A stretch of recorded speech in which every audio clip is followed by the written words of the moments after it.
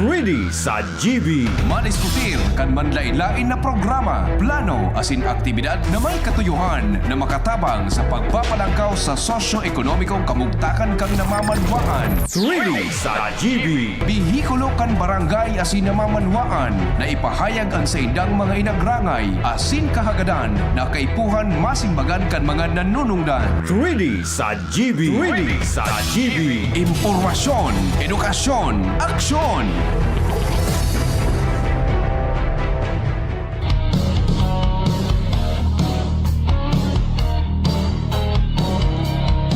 Mga tugang siguraray, maray na hapon po sa gabos ng mga parantabay.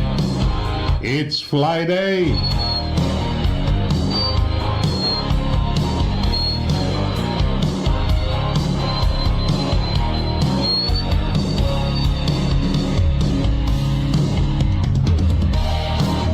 Welcome sa tuyang programang 3D sa GB.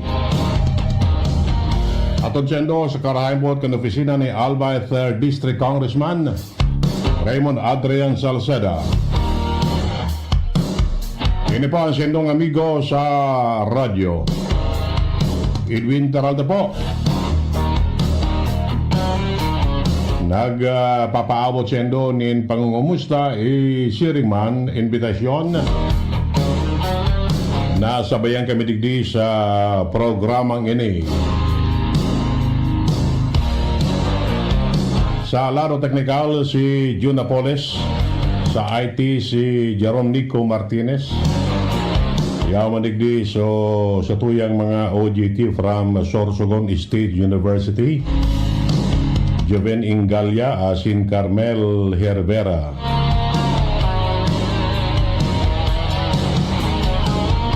Hello. Maray na hapon po, sendo ka boss. Sa kabos pong lugar na pigabot sa tuyang broadcast. Sa paagi po kan sa tuyang DCGB News Online, Facebook Live. Di naman sa paagi kan 729 kHz.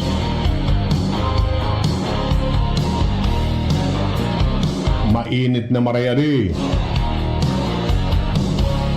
Iyon na yun sa pagsasabi ta. Sabi ngayon garing tapos sa summer. Anong tapos na? Extended nga nini. Dalan sa El Nino phenomenon. Maray na hapon sa Mendones and Liasos Istola family. Sabi ni Jen Istola, salamat po sa pagantabay. And likewise kay King Jan sa Banker. Maray na hapon tabi sa Indo ka boss. Okay, sige. So, diretso na po kita kan sa tuyang mga istorya. Data pinapundo so operasyon kan STL. Kumbaga may franchise na ini. Napaw no. Ayan. Inuruli da kan mga kabo so taya. Yan. So pundo so karawat kaya palan nareparo ko day ko na nailing sa ibang mga koryador. Na nagbabarasay-basay. Napundo pa lang so pakawat. Napaw no. Allegedly, may mga nagsasarawang-sawong na iba. Bot sabihin, may mga bukis. Iyan. Narumluman nindokan mga nakaangel daw. May nadakop mananggad so mga polis. Nasabi bukis ito. Bata ang sabi mga bukis mga taga-ibang lugar. Pigsasabay-sabayan so na ini ang STL. Ayan. Nagluwas baga na may franchise ali sa PCSO itong operator kan STL. Iyan. Ano di pinapundo. Baka mas nagdakol so mga bukis sisay ang na nasa likod kining mga bukis na ini. Ayan. Sabi may nag-aapot, oni po ang number ko, 0949-983-6242. Ayan, 0949-983-6242. Yan po ang number ko, tabi. Yan po. Sumuya text, yun na po yan. Okay? So, anyway, so, bahala na sinda kaya kung na sistema, kung natatasirin naman ang nangyari. Okay. Sige. So, diretso po kita kan iba niya itong mga istorya. Ayan. Okay. Sige. Si Kong Joey, dating Congressman Joey Sarte Salceda, iyon na nga na sasabi na pig-appoint sa mas higher position, which is the Presidential Legislative Liaison Office. Although, di pa man po siya take oath. Di pa man. Iyon nga pig-alat-alat tanganing once and for all makonfirm ang appointment niya. Yan. So, alat-alatong tatabi. Although nagluwas na ini sa mga national dailies na siya ang pinili kan Malacanang to head PLLO. Tabakan titabi iyan na posisyon. Because, so dating nagkakapot kayan na si Bersamin, aki po ini ni dating Executive Secretary Lucas Bersamin nagdimitir matapos ma-involve sa mga kung anong klase nin aligasyon. So nabakante yan kung perang bulan na nakaagi, so napili si dating Congressman Joey na mamayo kini. Ini tabi ang purpose kini is yan ang magi siyang tulay between the executive and legislative. Para sa mga bills, mga priority measures na gustong ibusol kan Malacanang, siya ang malabi duman sa Kongreso. At dati bagay siyang congressman. Miridbid niya man ang mga reyaon sa Kongreso kung baga saray risay ang pwedeng dulukon dyan. Tangani ma-fast track ang mga priority bills na gustong ibusol kan Malacanang. And siyempre sa Senado, may mga barkada man siya dyan sa Senado na pwede niyang makauron para mas na ano nga rin kayo ni, yan ang matawang ki-priority ini mga legislative measures kan Malacanang. Yan. So, siyempre, kumbaga, in other words, arami na siya o nasa kusina na siya. Nasa kusina na. Alangan man, sabi nga ni kan mga gurang, kung nasa kusina ka, alangan man na di ka lamang mauringan. Bato?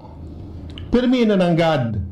Ba't sabiyon mga tugang na yaw siya duman sa Office of the President sa Malacanang, So mga muya niya man na ipasar or hagadon para digdi sa Bicol, especially in Albay,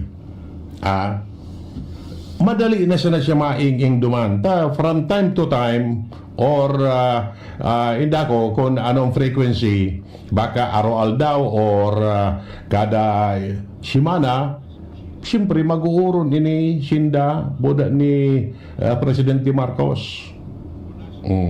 Madali nang may dudulok so mga muyaman na idulok digdi sa tuya. Mainging siya.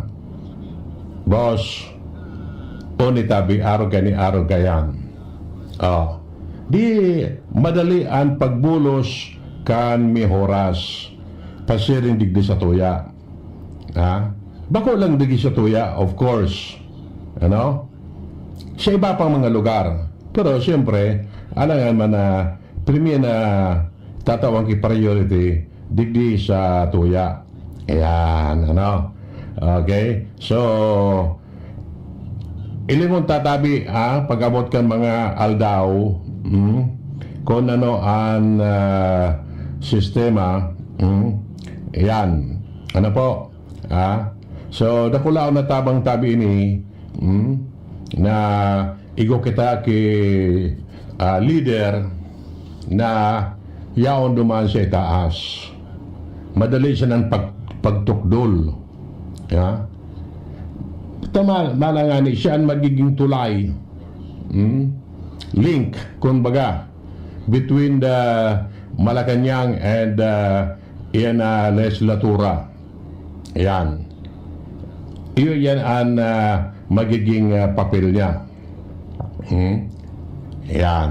So, alam, ining bulan na ini, or maybe to si Marcos, I think pauli pa siya na halik sa Russia. Ano? Halik sa Russia. So, once na mapirmahan na ini, and siyempre,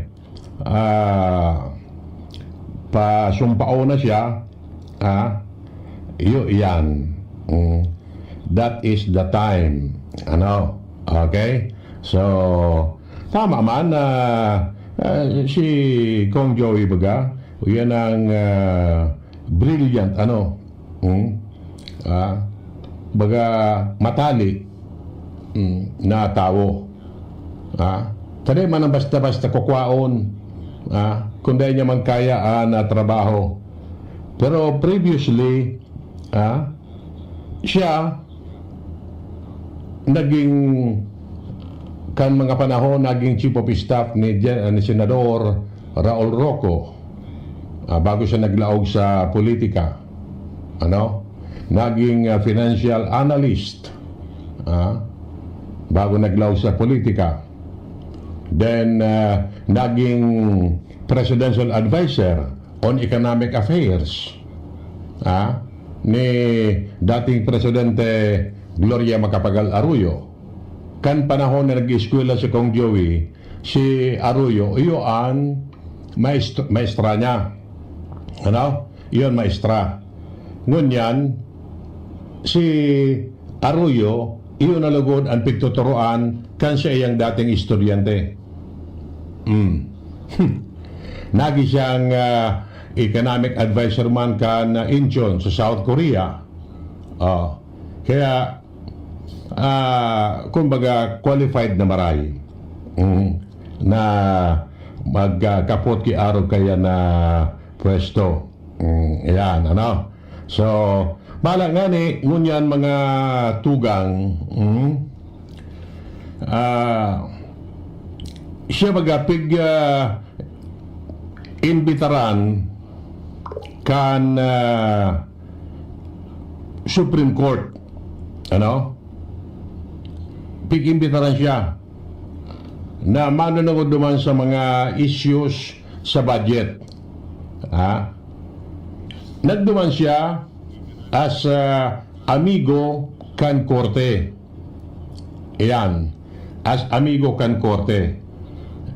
Pig question bagatabi so 2024-2025 budget. Iyan. So, nagduman siya as a friend kan Korte Suprema. Iyo? So, sabi po digdi na surog ni dating Congressman Joey ang pagiging constitutional as in an practical necessity kan an program appropriation durante kan oral argument sa Korte Suprema kanakaaging aldaw. Serving as a friend of the court in a case questioning the legality of the budget mechanism. Yan. Okay? Sabi po digdi ni Kong Joey na an unprogrammed appropriation have long been part of the country's budgeting system and have never been prohibited under any constitutional regime in the Philippines. Ang budget na tabi, yan na annual budget, igo yan ki mga parte na nakabugtak sa mga unprogrammed budget. Dakula yan. Pero pwede yan gamiton for any kung anong mga kinakaipuhan. Sa annual budget, nakabugtak dyan iningaya para sa kaya ba nagbabanga dyan ang mga departamento. Pero aside kayan, igwa kaning sa mga pigapod na unprogrammed appropriation, ito naman pwedeng bulnoton kung ano ang pwedeng gamitan ka ito. Kung baga, garo reserve ito. Yan. Sabi po digdi na the budget is the principal instrument of public welfare for increased wealth, reduce poverty, and improve our competitiveness. Yan. He noted that lawmakers seek to maximize resources available for public services and development programs.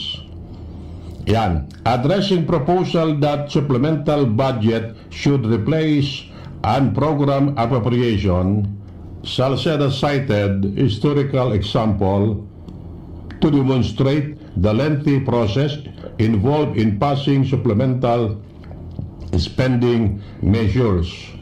Yan. Drawing from his experience as appropriation chair, si Kong Joey, kan panahon na siya yaon pa sa Kongreso, naging pamayo kan House Appropriation Committee. Yan. Okay? Naging siyang pamayuman kan Ways and Means Committee. He said, the 2006 supplemental budget enacted through Republic Act 9358 took 70 days from filing to transmission to the President, contrary to claims that such measure could be completed within 50 days. Yan. Okay?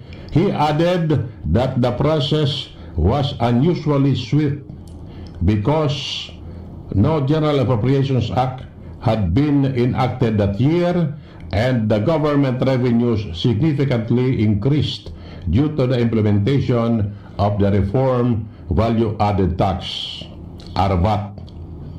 Salceda also pointed to Republic Act 10634, which was transmitted to the President on December 23, 2013, or 135 days after Typhoon Labuyo, one of the disasters cited as justification for the measure. He noted that the syntax law had only recently taken effect at the time, contributing additional revenues. Meanwhile, the supplemental budget for 2014 under Republic Act number 10652 primarily intended to fund shelter assistance for victims of Super Typhoon Yolanda, was transmitted to the President more than a year after the disaster struck. Nangyari Yolanda 2013. Yung minabutan paki sarong taon labi bago na ipaabot sa presidente budget. Yan, Ayan. Okay. According to Salceda, these examples illustrate that supplemental budgets are often enacted long after emergencies occur and are generally designed to address disaster affecting specific parts of the country rather than national or global crimes that could simultaneously impact government revenue generation. He further emphasized that the national budget follows a carefully structured process. Yan. Okay? Then, there is a rhythm to the way we prepare the budget, explaining that government planners seek to allocate resources among competing social and economic priorities as accurately as possible. The former lawmaker made a statement in response to questions on whether unprogrammed appropriation could be used to circumvent constitutional limitation on government spending. Yan. Sabi niya, under that deal legislative condition, supplemental budgets cannot provide an immediate response to urgent situation. He noted that the fastest supplemental budget enacted in response to a crisis still took 70 days from the occurrence of the event to reach the President for approval. So bako man madali tabi, ha? O da, kunyan sabi yung tanang 70 days, ha? More than 2 months, ano? Bako man uro-orada, ha? Tamagi pa sa proseso. Kaya mapasar ki supplemental budget sa Kongreso. Bako man na ngaya sa agatulos, may mga deliberation pa, may mga process pa yan nagigibuhon. Bako siya na sa Kamara, no di sa Senado, bago makantos sa Presidente. Yan. Ini po mga tugang, nagpapalo siya kay pahayag because the Supreme Court is currently deliberating on the constitutionality of unprogrammed appropriation, a budgetary mechanism that allows funding for projects and programs contingent upon the availability of excess revenues or new funding sources.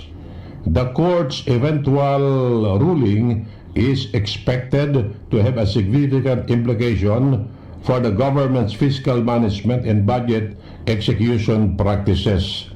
Ini tabi, pigigibo ini, yan na tanganing, ito nga, pigko-contest nga ni, so, pagiging unconstitutional, sabi, kaniba, duman sa budget, kan mga nakaaging taon. Pero yun nga nini, nagpapaliwanag si dating Congressman Joey, mananagudigdi sa unprogrammed budget kan na gobyerno. Kumbaga, iyan na mga budget na yan, every year, igwa man kayan talaga sa budget, ano? Yan. Duman kukwaon kung may mga kaipuan nga ni. But, it doesn't follow na kung may budget dyan, alimbawa, na naka-reserve, madali siya na yung bulnaton. No. Maagi tabi yan sa proseso. Ha? Maagi yan. Bako yan so, yan ang basta-basta sana. Ha? Alimbawa, duman siya nangyari sa sa Yolanda 2013, nagduman kami, kasabay ako sa Team Albay, bako man na ura-urada, kinaagaan after the bagyo, may budget na tulos, halimbawa para sa rehabilitation or recovery, iyan, may mga proseso pa nga ning kaipuan gibuhon. Yan. So, duman, pwede kwaon ang budget sa tigapod na unprogrammed budget. Iyo? Baka? Yan tabi. So, Yan, sinurog niya saan program budget kan gobyerno. Pigagada man sana siya kan Supreme Court, key opinion, mananangod duman sa bagay na ito. Nagduman siya, inimbitaran siya as a friend kan yan ang korte. Yan. Bako man na kung kung siya kinasuan or whatever, dahil man, kumbaga, as a resource person, kumo, dati siyang congressman, nagkapot kan mga magabat na komitiba sa Kongreso, naging siyang APRO, naging Ways and Means Committee Chair, and iba pang mga komitiba duman sa Kongreso. Siya baga, nagtukaw, 9 na taon diyan sa 3rd District, 9 na taon digdi sa 2nd District. That is aside kan pagtukaw as 9 years man na governor kan Albay. Ano po? Iyo? Okay? Sige. Mabalik po kami. An oras hatod sa Indokang Liver Aid Silimarine Capsule. Ang good drinks at good food, perfect combo. Isama pa ang Liver Aid. It's liver lover, boys! Okay, sige. Sa ikunang kabdangkan sa tuyang programa, ngunyan pagkahapon na ini, Kanakaaging aldaw, mga tugang, dyan mismo sa laog kan Camp Simeon Ola, nagkiguan in entrapment operation ang mismo mga polis. Yan. Kontra sa saroma na opisyal kan pulisya. On the allegation na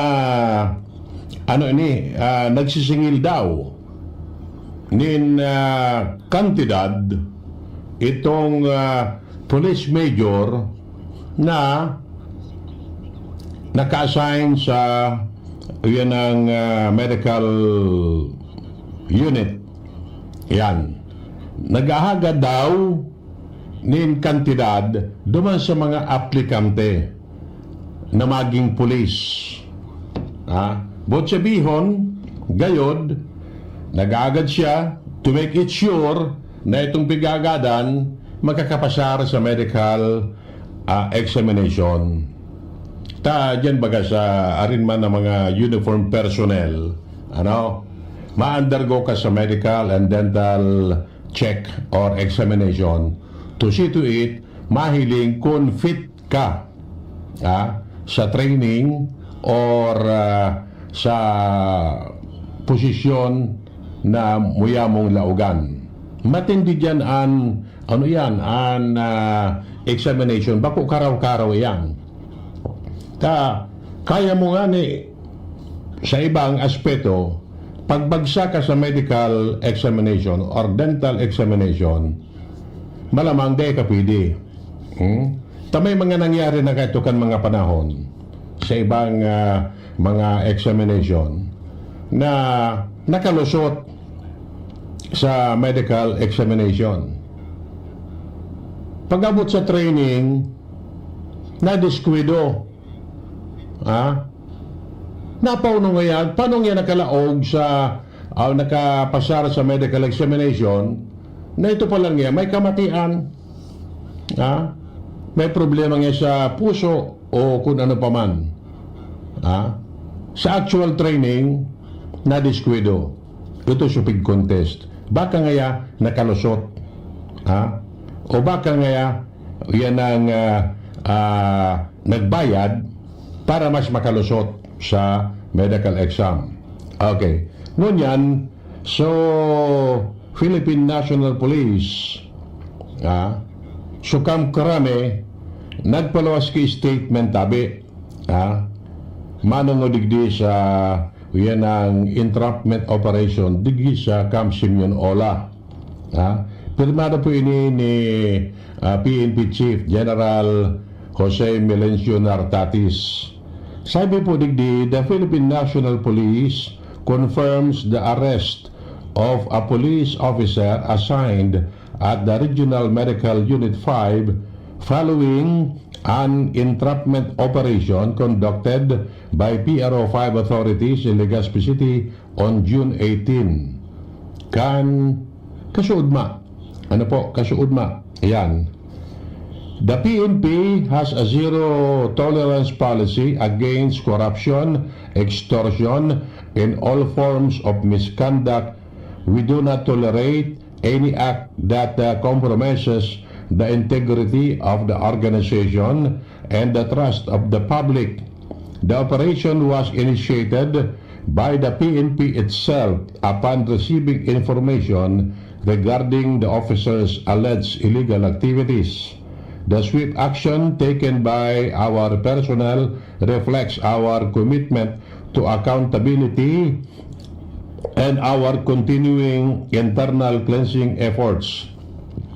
The PNP will ensure that the case is pursued through the proper legal and administrative processes.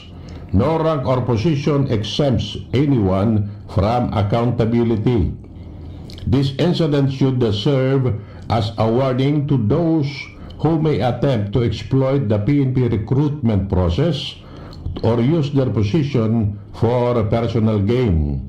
Recruitment in the PNP is strictly merit-based and free from any form of payment or unauthorized intervention. The PNP remains committed to upholding professionalism, integrity, and transparency in public service. Yan. Alipini kay General Jose Melesio Nartatis. Ito dang police officer na ito, bako man tagadigdi. Halik sa North ito. Halik sa North. No di, na-assign siya na digdi sa medical unit sa Police Regional Office 5. Data sure, taday mapigpangaranan, data easy kung ito sa medical unit, sumalamang deko sure kung ito doktor o kung ano. Aki-aki pa na mga 40 plus pa sana. Major nga ni. Yan. So, yaw nandyan sa kampo mismo. Siguro nasa custody ini kan kampo. And gayod, siyempre, magi ini sa proseso. Data pa-easy kung first time ito or igwanakan mga nakaagi na nabiktima dahil siya ng reklamo. Yan. Ang mapatutuo ka ito, so nagreklamo. Ano? So nagreklamo, ano mapatutuo na talagang inagadan siya. Kiaro ka rin kantidad. Yan. Ano? So, mag-ini sa proseso. Mag-ini sa kaso. If in case mapatunayan na nagkasala, yan. Tangkasa sa serbisyo. Iba pa yan ibang penalty. Ano? Kung nadai man mapatunayan, iyan sana. Ano? Kaya maagi yan tabi sa tamang investigation and let the court decide. Although ang kampo, ang PNP, igwa magkisadiri dyan na nag-investigar ka yan. Itong ano ito? Rias gayo dito o kung ano? Yan. Okay. For itong police officer, siyempre, for the meantime, dahil nga na sa pwedeng mag-trabaho. May kaso nga ni, may reklamo, ano, na piga-aampang siya dahil sa araw kaya na alegasyon. Okay? Sige. So, sige po. Diretso po kita kan iba pa niya itong mga istorya digdi sa tuyang programa. Ay, sa aga pa lang tabi, ano?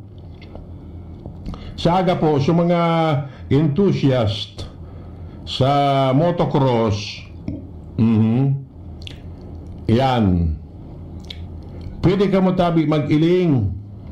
Ha? Pwede ka mo mag-iling kan motocross competition. Ha? Yeah. Diyan sa yan na sa diyan sa may Pawa baga. Sa may yan, Tamawian palan. Ha? Sa may Tamawian, ikaw baga diyan kay arani sa Grotto kan Nuestra Señora de Salvacion. Ginibuan diyan kay racetrack. Ha? Iyan.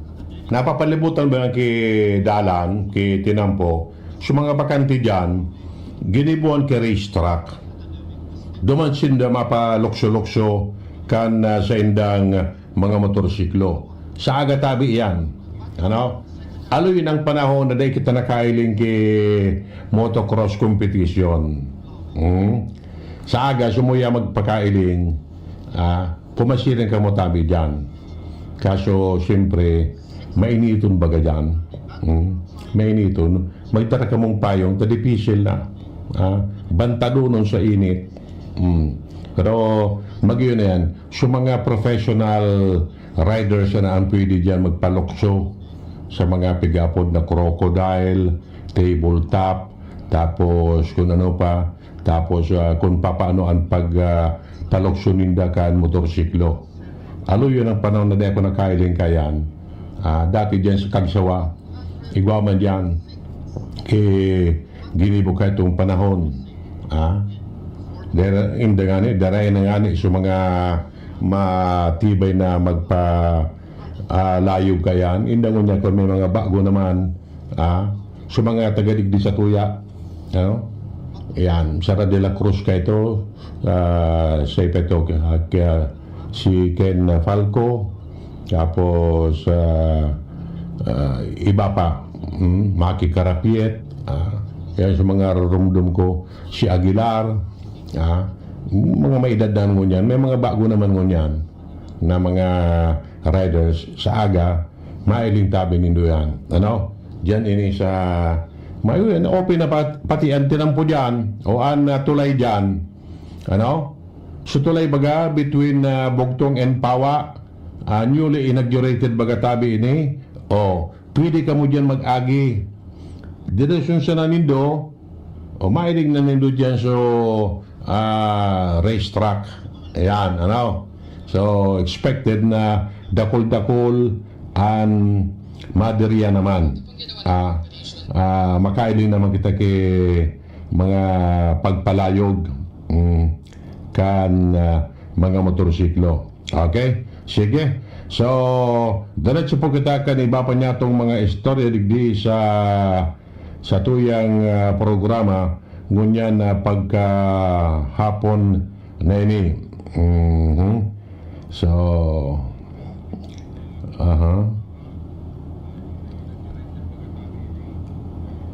ang mga LGU ngunyan, mga LGU, sige na ang preparar. Sige na ang preparar for the upcoming Intertown Basketball Tournament sa pangangenot kan gobyerno provincial kan Albay. Ayan. Pakurusugan ng pangit. After a while, dahil lamang kita nakailing kay mga magayo na klase ng basketball. Ayan. May Governor's Cup. July 11. Mapoon yan. Pero ang simana na sana. Yan ang tulong simana na sana. 0, 2, tulo. Tulong simana na sana bago magpuon ang pakawat. Kaya sa mga LGU nasisibot hanap kay mga players ninda. Yan. Tapos, ang laban digdi, bako man na sukwarta. Bako man sukwarta ang nakataya dako lang ka kantidad an nakataya dyan.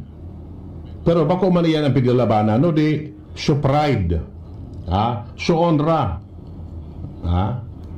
na sinda maging kampyon.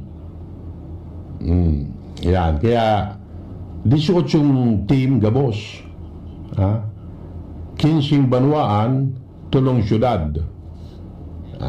LGU sponsored ini. Bahala ka ni sa mga LGU mag-sponsor kan mga team ninda. Although, so provincial government iyo ang mapa-uniforme. Daing registration fee. Tanakaoron ko kay ni si PYDO chief, yan ang Rondon Ricafort, yan ang sistema. Tamala nga ni, kung na ko nasa sala, hindi ko lang kon tapos na sa screening, buda sa pagsukol kan mga uniforme. Ang papel kan LGU, siyempre, may team sinda, pag abot kan oras, sinda naman bahala kan yan ang snack kan mga players, tapos coaching staff, tapos siyempre sa pamasahe ka yan, pasiring digdi, pauli. Dahil ko sure kung sinda naman ang bahala sa allowance, kung baga may allowance man halimbawa. But definitely, sa mga LGU, iyon mapasan sa talent fee kan kukwao na import. Yan. Pakurusugan na import. Yan. May naisiyan ako tatadyon na import na kukwaon inapudana. Pero nga tabi, sir, singil mong talent fee. Sa bagay, kung nagagayo doon, ano man talaga, dati man na professional player, para dahil nangun yan, nagkakawat sa professional league. Kaya minsan, sa iba-iba ng mga team, yugo-yugo mo tatadyon ang pigahagad ang talent fee. Per game, kada kawat, 35,000. Yugo-yugo mo yan. Kaya daw yan kan LGU na may provide. Gabos, that is aside kan 35,000, ika pa ang bahala kan back and forth sa aeroplano. Ika pa ang bahala sa akomodasyon. Yugo-yugo mo yan. Inda kung kinagat kan LGU. Dua kaya nalimbawa ang nakwaon mo, o bakong minsan ka, sabi yung tapang ang nakataya dyan na premyo is 500,000. Pero sabi nga ni kayan, bako man iyan so pig-urunan so kwartang gaganaho, no di so onra na makukuakan LGU kung mag-champion. Siyempre, di ako lao na bagay yan. Magastos talaga. Hindi ako sa iba. Tayo na kay mga scout na nag-aarapod, nag-aaranap kay mga magiging import. Kaya pagkurusugan ang pahit, suligas pingani, talagang sinalisigman sa mga players na kukwao ninda.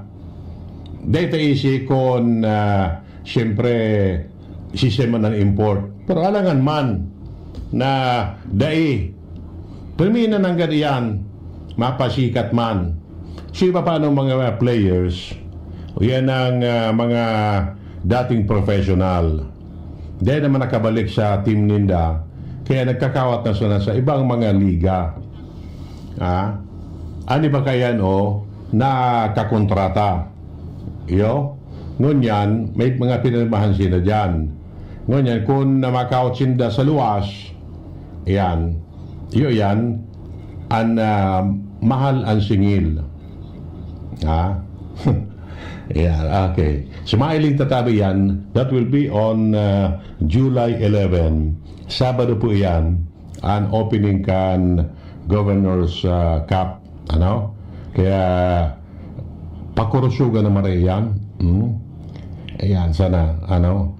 Siyempre, nakakalamang-lamang na dyan. So, ano yan? O yan ang may budget talaga dyan. May sponsor. May sponsor. Ano? Na kung kami nga manager sa team na ini. O nangayaan ano miman an ambag mi. Kami nangayaan ma-shoulder kan ibang gastos kayan. Yan, ano. Ayos ari. But speaking of that mga tugang,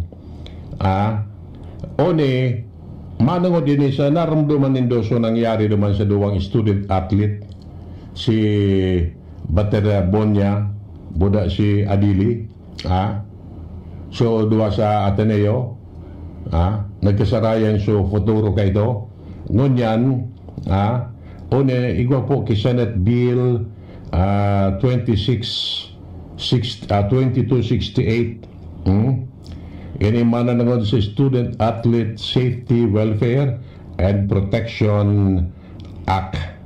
Si Senador Kiko Pangilinan ang author kay ni. Ayan. Sabi po digdi ni Kiko, anong saysay ng tagumpay kung makakamit ito kapalit ang kaligtasan ng ating mga atleta. Walang medalya, tropeo, o kampiyonato ang higit sa isang buhay. Dapat laging mauna ang kapakanan, kalusugan at kaligtasan ng ating mga student athletes. Ayan. Ipinasar po ini ni Kiko Pangilinan. Diyan kayo itong nangyari na pagkalunod ni Baterbonya boda Divine Adili. Sa paagi kan off-campus training activity. Oto si Baterbonya naging istorya na sana. Inilubong na nga ni. Si Adili, Nigerian ini, day man auto pa duman sa punerarya, nakaburol. Tas sumagurang ka ito from Nigeria, day man nakakapasiring digdi sa Pilipinas. Dalan, tatika po man nga ning Maraiti, Usman. Day man kinag-initiate na ngaya, yan ang pamasahiyan lamang ito from Nigeria, pasiring digita. Nagdirigdi nga ni ining mga athletes na niyo, nga ni magkapag-eskwela. Ano? Yan. Ito man si Baterbonya, Uya niya man na angat so buhay kan pamilya niya, tatios man nga ni, kaya baka sakali man. Kuta na, igwa man siya sabi, 40,000 pesos na monthly allowance. Na dakulang tabang naman kuta na ito sa pamilya. No di, paano kayang nangyari ito? Sabi po digdi na ining 2268 o Student Athlete Safety Welfare and Protection Act, yun po ang kasimbagan sa mga mantenido na kakulangan sa proteksyon kan mga student athletes, lalo na sa mga high-risk sports asin iba pang aktibidad. Sabi po ni Kiko Pangilinan, while investigations are still ongoing to determine the facts, the heartbreaking incident reminds us that protecting student athletes cannot be an afterthought. Every school and athletic institution has a duty of care. That is the principle behind our bill to ensure that no young athlete is left without the safeguards, support, and protection they deserve. Ano pa man, ano pa man ang mangyari. Ini para sa mga masunod na dahil na magkaurotro ang araw kaining mga pangyayari. Itong pagkagadaan kan duwang atleta will serve as a warning. Yan, dahil na ito mautro na pangyaring ito. Ta ibang klase baga. Sabi nga ni, yan ang pag-iimbestigaran na garo ngayang may malain na pangyayari. May malain na pangyayari dumaan sa pagkagadan.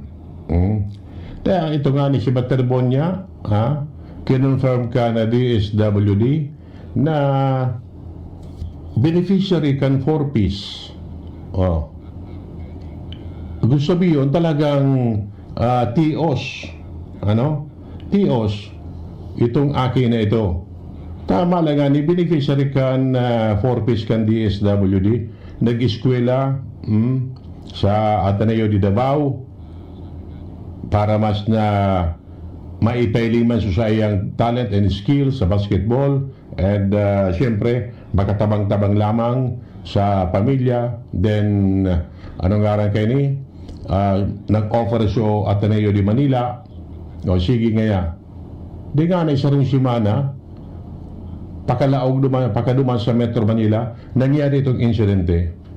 Ano pa man taramo ko ito ni Baterbonia ngaya in 5 years time dahil ngaya kumauli sa Davao madamot siya dumang mapayaman niya ako digdi bago ako mag-uli sa Davao. Dahil nga na sarong simana inuli siya duman sa Davao pongpong na so bitis. Yan. So paano niya matabangan so 5 niyang mga tugang na nag-reskwela pa. Maka-irak bagatabi. Yan. Muyaman ko taan niya kaito na yan ang pagaturugan niya one of these days na magkawat sa professional league. Pero di gani nakakawat lamang sa UAAP. Dalang katong pangyaring ito. Nasayang so talento niya. Yan. Tapos masabi siya na so yan ang coach naman sorry. Ba man pwede ang sorry. Basta siya na palan. Nagkulang niya ako duman. Talagang nagkulang. Yan. Okay? So, yan, magkasayang siyang tabi. So, ining, ining measure ni Senador Kiko Pangilinan, sana aprobaran ini and magkaigwaki strict implementation mananangol sa bagay na yan if in case maging law. Okay? Bueno, mga tugang, for the meantime, mapaara muna tabi kita digdi sa tuyang programa ngunyan na pagkahapon na ni. Sa otro simana naman tabi kita magsarabay-sabay digdi sa 3D sa GB. Mabalos and happy weekend po sa Enduga Boss. Sa indung nadangog ang programang 3D sa GB. Ang tabayanan giraray ang masunod na presentasyon kan programa digdi sa DCGB. Salamat kan sa indung pag-antabay.